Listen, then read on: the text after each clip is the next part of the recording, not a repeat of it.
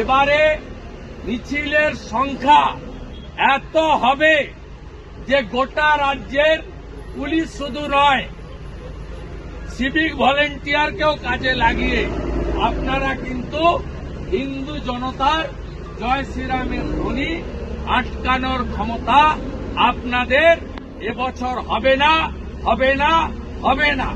আমরা সমস্ত অনুষ্ঠানের মতো এবারেও প্রত্যেকে শুধু বাড়িতে বসে নয়, রাস্তায় থাকব, রামনবমীর মিছিলে নেতৃত্ব দেব। গতবারে এগরার মিছিলে হামলা করেছেন পূর্ব মেদিনীপুরে, আমি এগরায় 8 তারিখে থাকব। 5টা দুর্গা মূর্তি ভেঙেছেন শ্যামপুরে, আমি 7 তারিখে রামনবমীর মিছিলে শ্যামপুরে থাকব, হাওড়া জেলায়। আমরা রাস্তায় থাকব, পিছনে থাকবে লাখো হিন্দু ভক্ত জনতা। পারলে আটকে নিন, ক্ষমতা থাকে আটকে निन। हिंदुस्तान में हिंदू ही राज करेगा